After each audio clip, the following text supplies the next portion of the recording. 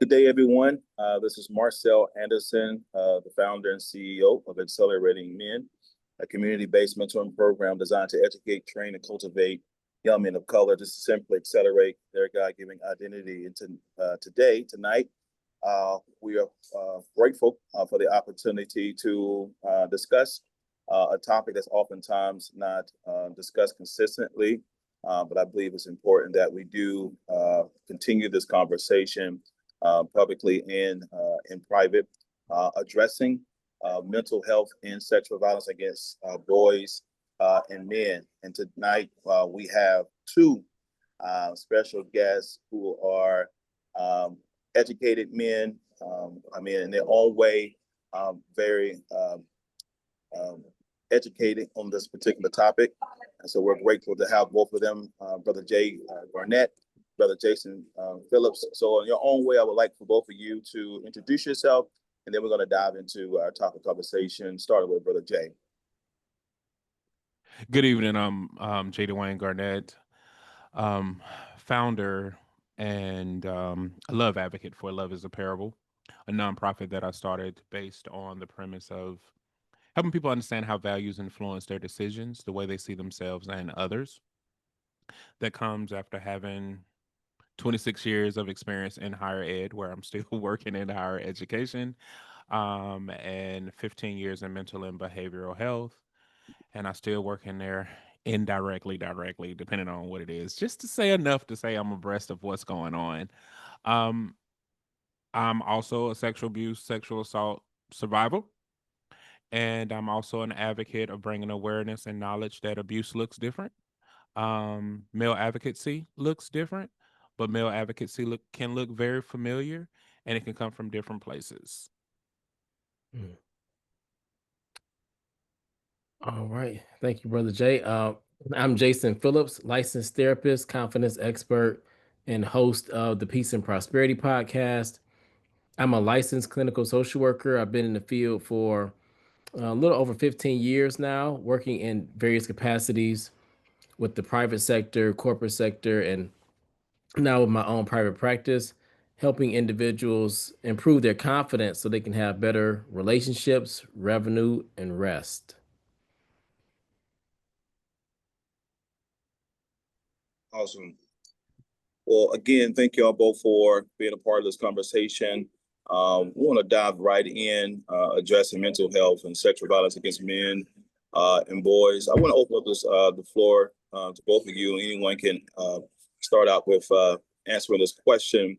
What is sexual violence, and why does it take place among men and boys? Because oftentimes it's a taboo conversation that men or boys do not, experience sexual violence.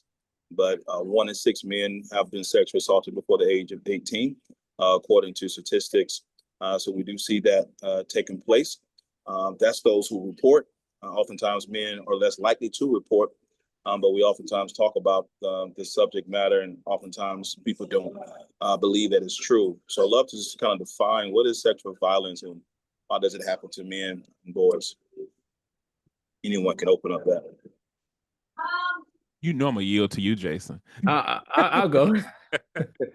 Yeah, so sexual violence, it's a serious topic and matter, and discusses any type of physical force behavior where somebody is manipulated or coerced into doing something or performing acts against their will.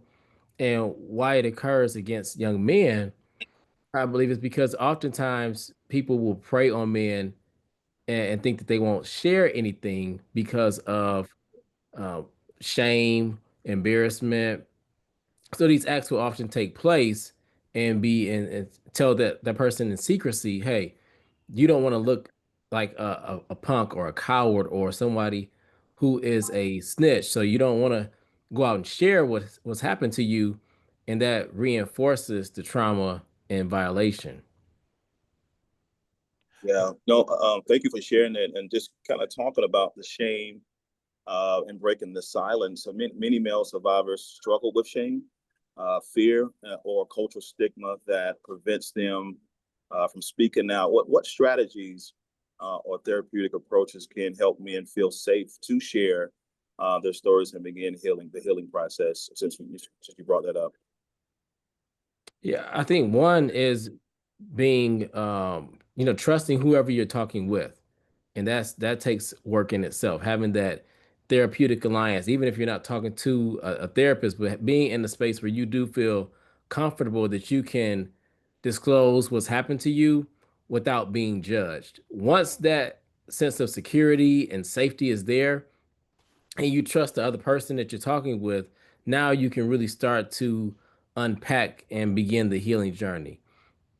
Without that sense of safety, it becomes a challenge to even open up. And Dwayne, I know you are a survivor. I'd love to hear from your perspective as a survivor. What are ways we can break the silence for male survivors to share their story? I think it's a combination of things. I often say this. I don't think the American culture as a collective has embraced Black men, and intersectionality, and how cultural nuances influences how things look. Um, like, for instance, victimhood is often ascribed to a gender versus an occurrence that can happen to anyone. So the way that we allow victimhood to look, and I love how Jason talked about even being persuaded or manipulated, because a lot of people will feel like if I enjoyed it, it wasn't abuse, or because of the label of masculinity, it's something I'm supposed to take on. Like, pain is so attached to what it means to be a man. Like, the tougher life is for you, the things that you go through, for some reason, it's a notch in the belt. So if you experience some type of challenge, sometimes it's not perceived as even shame. It's not even perceived as even abuse. It's perceived as manhood. I'm a man. I done been through this. And I think clearly defining and help calibrate what is normal, meaning, no, you're not supposed to go through that. Like, yeah, that's not what you're supposed to experience. But also breaking the silence to realize that it's not that men don't communicate, they may just communicate differently. And I think that sometimes we want people to just come out and say, hey, I'm a victim and this happened to me, versus listening to all of the clues of what a person is saying, where we kind of can hear them. Sometimes we can hear a person without them speaking a word, and sometimes we can feel a person without them even doing anything. And I think we need to realize, if we have all of this attention for our female counterpart, we actually have to make efforts to begin to educate ourselves on intersectionality and the nuances that men, Black men, and boys face in America. Yeah, so thank you for sharing that. When men do break their silence, I've oftentimes had conversation with male survivors, that they are less likely to believe that they have went through what they went through. And when they do share, they feel like, individuals gonna look at them differently. What is the role when they do share about their incident or ordeal? What is the role of the community? How can the community, better support survivors when they do report and when they do share? What is the role of the community when they do share? When they come out and share, whether it's with a friend, family, therapist, or anyone that could help them. What is the role of the community? How do we step in, intervene, and support male survivors when they do share? Anyone? Yeah, I would start off by saying that the role of the community is powerful, because once that person opens up and they're really vulnerable about what they've experienced, now the role of the community is to step in and support them with compassion, not curiosity. And when I say that, I mean, if you're asking questions, you want to make sure that you frame it from a trauma informed lens, where you're still building trust and collaborating with that person. You're enhancing the safety and not asking them, well, why did this happen to you? and not this person if they were in the same house? Or why did it happen to you in this manner?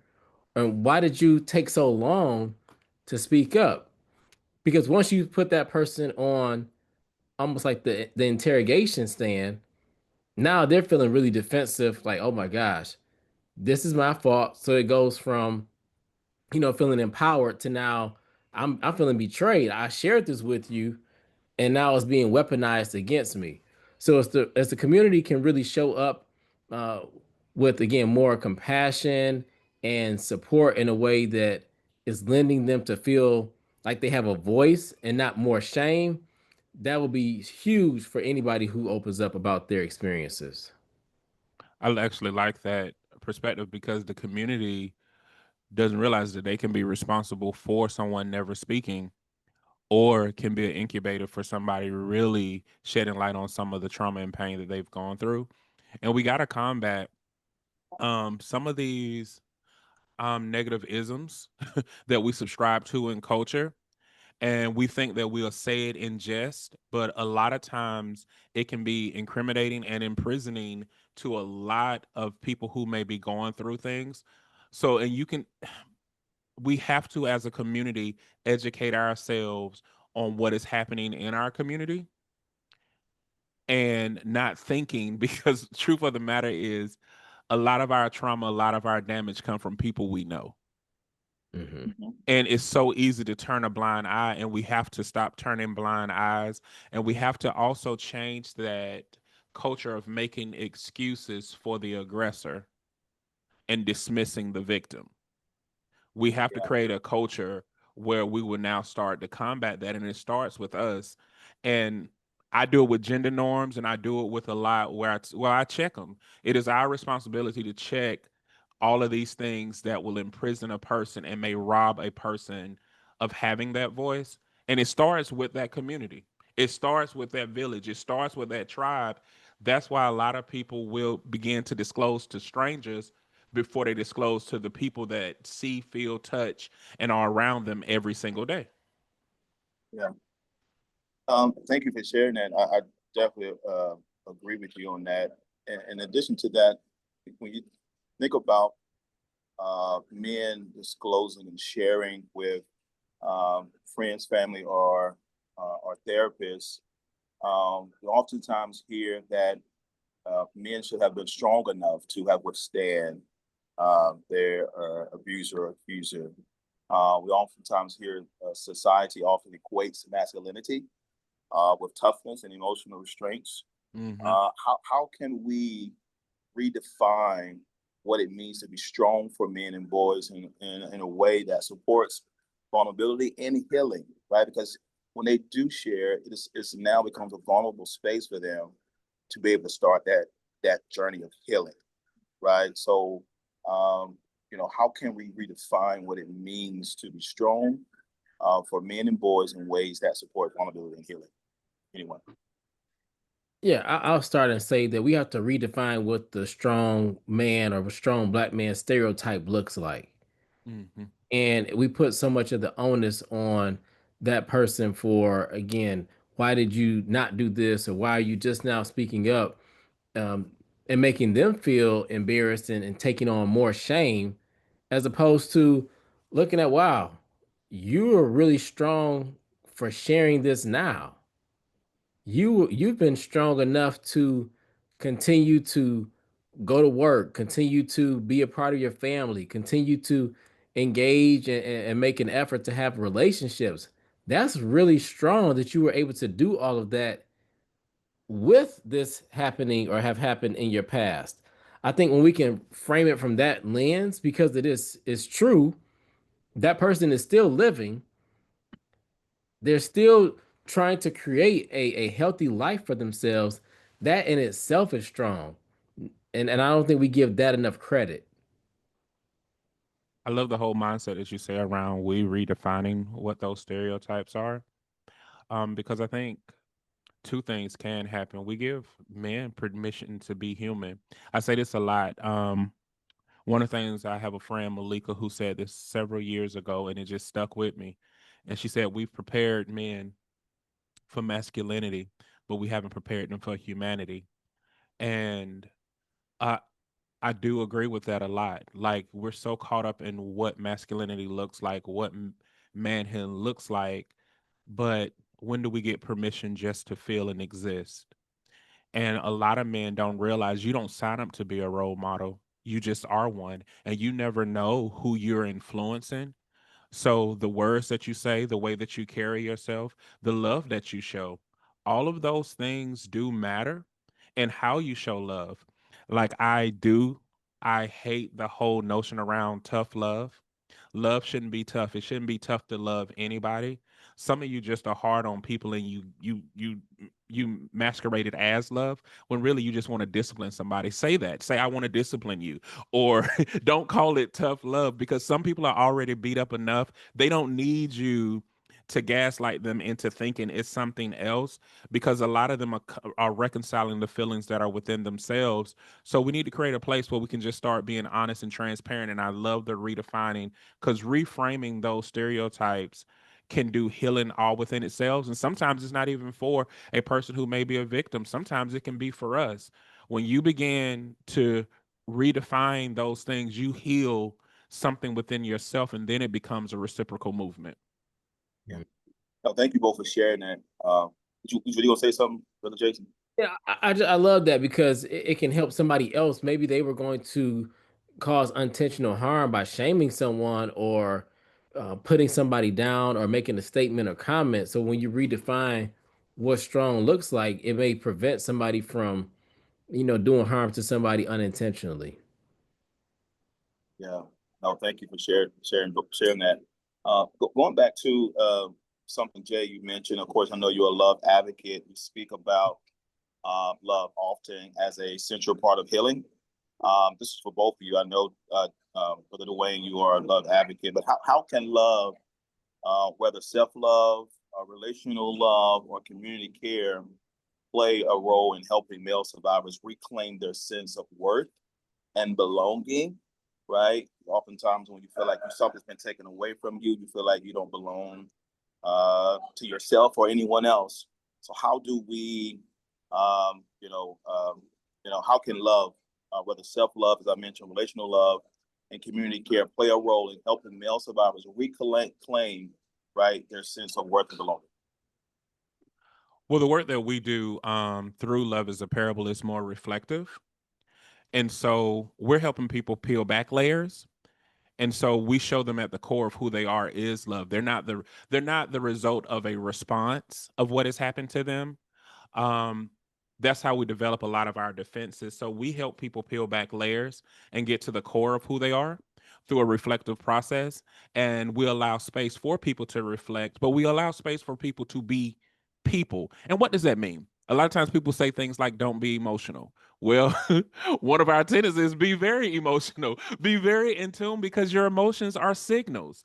And so for so many of us, we have desensitized ourselves that we don't know what we truly feel versus what we are expected to feel, or how many things are just reactions to the things that are happening in our lives. So we want to provide a place for them to know, one, at the core of who you are before anything happened to you, before life just started lifing, you are love. Let's return back to that. The second thing is we help them define what love is from an educational standpoint, so that we'll have a benchmark of saying, okay, when we're talking about love, this is what we mean. Because how many times have we had random conversations and everybody have their own perspective of love? And it's like, hold on, if you keep moving the goalposts, we can never get to where we're trying to go. So for us, we believe in defining those things. And one of the other things is we believe in defining what terms mean. So when someone says something, a lot of us will say, well, what does that mean to you? Because that will help me understand when you're using this word.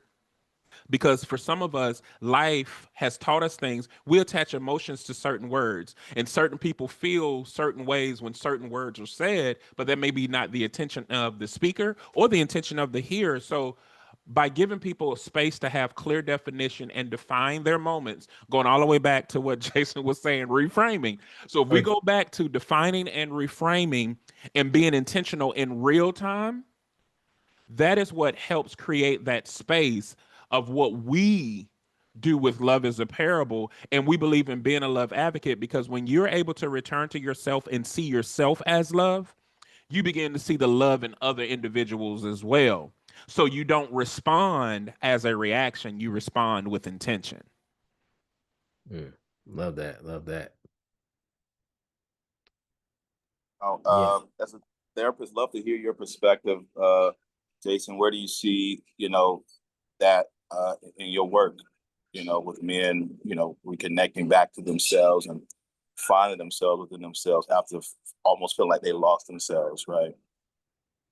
Yeah, it's definitely work, and it takes work. And where I can see love, or where I've seen love really be powerful, it helps to shape how we view ourselves, how that individual thinks about themselves, challenging some of the negative self-talk that may be there, reframing some of their behaviors, and ultimately feeling differently about what intimacy looks like, what trust and safety looks like. The second perspective that I would say is love really truly helps you communicate. What do you need? Assessing what are some of the areas where I'm lacking in my life? What do I need more of? Do I need to rest more? Do I need to recharge? And what are some things where I'm really kind of not executing on, but I know I should, because that will show me loving myself. Oftentimes, when you've been hurt, you become really good at taking care of and loving others, but not loving yourself with that same energy. Wow. Just a pause here for those who are watching this replay or listening in. Just wanted to make sure that you get the help you need if there's any triggering of the conversation that takes place. Go to our website, acceleratingmen.com. Within our website, there's various resources and hotlines for RAIN, 1 and 6, in a local crisis center. If you need the help you need, there's various resources. We do have various licensed therapists to connect to. But we want to make sure that you are aware that these outlets are for you. If you hear anything that's triggering, just want to make sure that you do get the support that you need. I'm going to have one more question, and then was going to have some closing remarks. From your perspective, Brother Jason, as a therapist, and then Jay as a love advocate, you kind of talked about this briefly. How can men begin to rebuild trust and emotional intimacy after experiencing sexual violence or deep emotional trauma? Because I know that this could be challenging, right? Reconnecting back to yourself and opening yourself up to someone else to create trust and love in a relationship. I just wrote a album in a book called Trusted Love Relationship: How to Trust God, Yourself, and Others After You've Gone Through Something Traumatic, which can be very difficult and challenging, but it can happen, right? With doing the work, I believe both of you have alluded to. If you do the work and know that there's work to be done, it can happen. So, from your perspective, how can men begin to rebuild trust and emotional intimacy after experiencing sexual violence or deep emotional trauma? Yeah, the first step will be taking into account awareness of what has happened to me and how has it impacted me in different facets of my life. We can't rush the healing process, so you also going to have to give yourself grace. But once you take that full assessment on what has changed, do I look at myself differently? Do I look at other people differently? And has my vision or perception of the world changed? And how has that impacted me? Am I more less likely to engage in relationships? Do I not trust people as much? What are the things that I need to work on? And just taking an assessment. You don't have to rush into. You can't rush into this work. You can't, but taking that real honest assessment of where you are, and then go forward on what you need, and give yourself a lot of love, patience, and grace along the way. You're definitely kind of adding to what Jason says. I love how this is just complimenting and expounding on that is give yourself permission first. Mhm. Um, Permission to just feel. I think we're so driven to get to an action first, where we haven't had time to really process what has happened. I Mhm. remember because I was molested by a man, there were different reconciliations of feelings that I had. And I remember it, actually, this was about 2 years ago now, that I was talking to another man, and he said, I think the problem for me is I participated in an act, whether willingly or not, I still was there. And that was the first time I said, somebody actually get what I was saying, which was my issue. And then we have feelings about, well, what does that mean? Whether it was forced or not, I participated in it. How do I feel about that? And so that happened to me so many years ago. That was almost 30 years ago that it happened to me. But the aha moment happened because I always remained open. Meaning there may be some days that you feel down. There may be some days that certain things respond to you. Give yourself permission to feel, because it may be a message that will help you get to your healing. Sometimes we force it and say, it's been 30 years.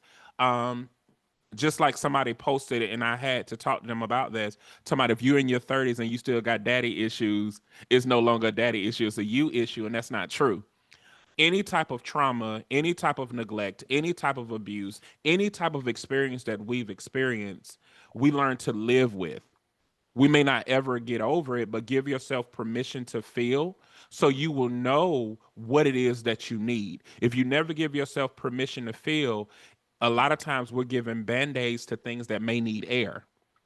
Mm. And so that's the first thing, is giving yourself permission. And then the second thing is defining what your experiences are. I love the reframing. That's me reframing and reflecting on that, but defining what those experiences are for you, and saying what that means for you. Because a hug may not be the thing. Like most people say, we need to show love, we need to hug on people. Hugging may not be for everybody. Everybody doesn't like to be touched. Everybody doesn't like to be kissed. Everybody doesn't like to be rubbed. Like some people just rub you when they talking to you. So finding out what those moments are and being real in real time, it always. And so even when you think you're over something and there's a revisitation, give yourself permission to feel that. I think we want to put um, timestamps on things when we should just allow ourselves to be human and say no. Just like a song can come on that can recall an old love, an old flame. Um, the same thing can happen when you smell certain perfume, certain cologne. It can bring back memories. And I try to stay away from trigger because it's like we overusing the word now. But certain things can jog memories, jog experiences. And it's okay to have those moments. And it doesn't necessarily mean you're not healing. It could be a sign that you are healing because you're recognizing it now, whereas before you acted out on it. So I'm big on giving people permission to heal and reframe those experiences and give voice to them. Wow. Right. Such a deep conversation, an important conversation. We can be here all night. However, again, these men, again, didn't charge me for this, but we're definitely going to be supporting them in some way, form, or fashion. As we rear up this conversation, psychoanalyst Eric Harrison talks about in the psychosocial theory of identity development. He said there's 8 stages of development um, that one will go through. And this is what he said. He said, at each stage, if you never address the issue at that previous stage, you're just building layers on top of layers. So this is what I want to share with you, gentlemen. He said, if you never address the issue is going to address you. So for you, Jason, why is it important? And we talk about the mental health and also Dwayne, that male survivors address the issue that they've experienced, and how does the support of mental health come into play in helping them get through to get to? Yeah, earlier I talked about taking that healthy assessment about what you need to thrive in your life. When you address what's happened to you and where you're at, it's gonna be, or it can be painful, but you can actually be honest and say, well, I've been doing A, B, and C, and this has helped me to function. But to fully address where you're at and what you need, it's going to take some work, but that's not going to just help you function, but it'll help you flourish. And that's something that I always like to remind my clients and those I work with, that functioning alone is not enough. You deserve to flourish. I will only be echoing. You deserve, and it's so funny that you're talking about you deserve to thrive in life, and to know you deserve to know what life is on the other side of healing. I think that we live in survival mode so much, um, that the whole idea of thriving is somewhat scary, because what do I do when I finally get that life that I prayed for? What do I do when I don't have to worry? Now I'm worrying about worrying. But you deserve to know what life feels like without being a blemish. And you deserve to have a voice, and you deserve to reclaim your crown. And I think a lot of men are so quick to say, well, it's down there, we did these things, or it is what it is.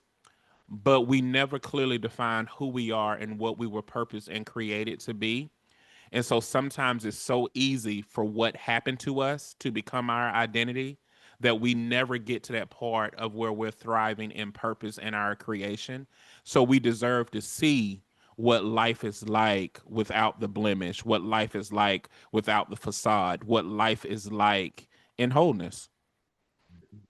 Um, Thank you both. If you're listening, you're a male survivor, or anyone working with a male survivor, you deserve to live. I heard earlier that you're living. Also, you have the opportunity to breathe, to think, to move. So you belong. You have meaning. The purpose that you're still alive, you're still living. Purpose to live. You have so much to offer yourself and to other people. Walking away today, it is our goal and hope that you will become more educated, become aware um, on this topic and discussion.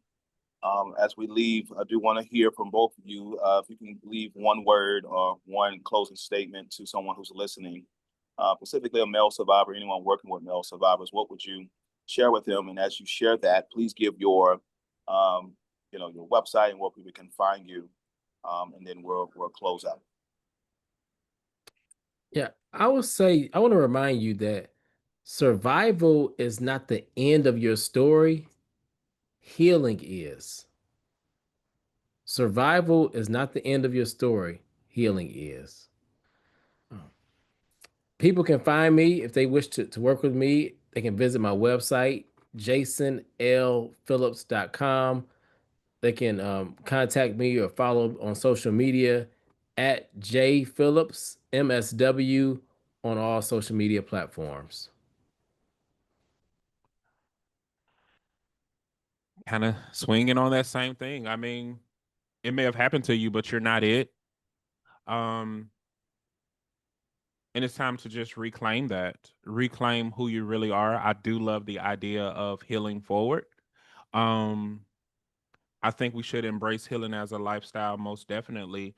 And I also just want people to know that you deserve an opportunity to live life without the additives. It's so easy to add those, whatever happened to me, as a label. What about living life label free? Mm. Um, so you deserve those opportunities to thrive in a life where you can really breathe and let go of the weight.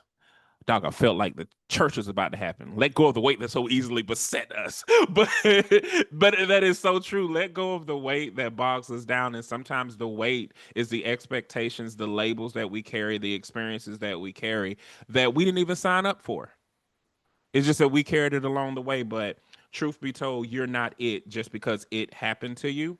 And you deserve to give voice to your story and rewrite and reframe your story, rewrite and reframe your experiences. You can connect with me on all things Love is a Parable. That's the best way. Go to loveisapparable.com. Please don't forget the A, because it's love. LOVE is IS put that in there. PARABLE.com. Check us out at loveisapparable.com. Then you can go down to the bottom of the string and connect to all our social media platforms, but it's Love is a Parable everywhere. And just remember that you are loved, and you are loved by at least 3 people right here. So if you never heard anybody tell you that you are loved today, and I hope that that love will carry you to live another day to know your worth. Awesome. Thank you both. We do have another therapist online. Open the floor for you. If you have any final comments for our guest panelists or any final statement, Ms. O'Thane. Yeah, I mean, this has been really, really good. I've really gained a lot more insight, but just wanted to ask you guys, each one of you a question, as it relates to breaking the silence. What role does storytelling, uh, whether it's through writing, journaling, art, conversation, how does that play a role in a man's healing journey? A big role. I would say when I think about storytelling, one of the therapy modalities that I like is prolonged exposure. Mm, And in there, you're telling your story, but in a very structured way, and somebody is helping you to process each part of that story. So I think when done um, from a healing standpoint and in the right space, it's the best way to work through what's happened to you. I definitely agree with that. And you're talking to a person who is a writer who literally just wrote a book of poetry that was nothing more than those experiences. Once you give voice to it, you define it and you go on this therapeutic journey. But also, it's interesting how many connections you make along the way. Mm. Um, you don't realize how much you are a hero until you reflect back. Because mm, sometimes we feel like we're in the thick of it, but when you look back yes. and you like, dog, I made it through all of that, and the fact that I'm still standing, Antoine Fisher moment. Look at me, I'm Mm, still here, I'm still strong. And a lot of times you don't realize how strong you are until you look back, and journaling is a reflective tool that can allow mm, you to literally reflect. Storytelling also helps you find your voice because sometimes we speak in rhythms and it's in the echo that we hear the very thing that we need to hear. um, and then it also gives us a form of connection, redefining what sexual experiences are like. A lot of people don't know the very first definition for communication is intercourse, because you're exchanging ideas, mm, beliefs, and data. So sometimes when you're telling your story, that redefines pure intercourse, the way that we should commune with one another through the storytelling, and we leave parts of ourselves, but then we give an opening for others to impart positivity within ourselves just when we start with a pure conversation. oh, I love that. I love that. As we talk about love as a healing force, how can male survivors begin to cultivate self love when they feel disconnected from their sense of self love? Yeah, I think it still starts with being patient because at times we don't know what self love looks like. Hmm. It can feel very foreign. You know, you may be spending time with yourself, journaling, reflecting on what you're journaling, processing your feelings, and it can be really scary because you're like, wait, I didn't even know all of this was here. Hmm. So making sure that you are having a space for it, but also it can take some time. Yeah. The appreciation of self comes as a form of validating. First of all, it's personal acceptance and acknowledging. A lot of us acknowledge, but we don't accept. Doesn't accept doesn't mean that you agree. And so when you start to acknowledge and you start to accept what has happened to me, you develop a plan, a recovery Hmm. plan for yourself. And no other premise or no other extension of love will exist without first loving oneself. Self love is corporate love. When you love yourself, you begin to love others. So you remove the barrier, Hmm. and you're able to give more of your whole self when you experience more of who you truly are, and who you truly love should be you, and that should be a core foundation so that everything can come without, not within, all the time. Yeah, I would agree with that. And also, like, self awareness is so powerful. It is a very powerful tool. And so I really appreciate you guys' insight on that. So with that being said, we have one more question and then we're gonna wrap it on up. But for each of you, when we talk about connection and we talk about emotional healing, do you guys have any suggestions or feedback about particular practices or rituals that can help men to reconnect with their bodies and their emotions after they have endured trauma? Oh, that's heavy. That is- I mean, of course, I'm going to be an advocate for therapy. As a therapist, I'm a huge advocate for therapy. What I would say in addition to that is interview potential therapists, have consultations, and don't be afraid or discouraged if you have to change therapists, because you want to have the best fit, the best experience for you. And at times that can be work, but in the end, it's going to be well worth it.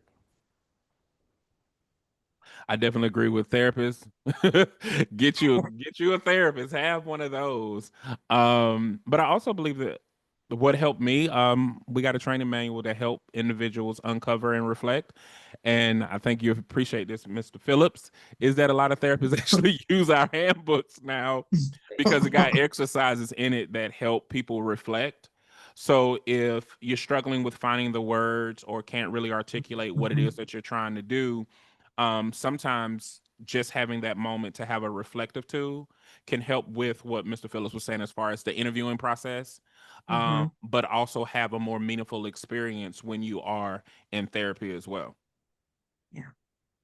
Well, I tell you, this hour has gone by so fast, but I mean, it has been such a great conversation full of insight and information.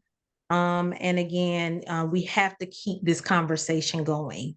We Yes. have to keep it going. And so we are just so thankful and so grateful for Mr. Jason Phillips and Mr. J. Dwayne Garnett for blessing us with this wealth of knowledge and support, because we all need support. So please make sure you are going to the Accelerate Men's website so that you can follow what is happening with regards to our sexual assault workshop that is going to be happening in April. Matter of fact, it's on April the 18th.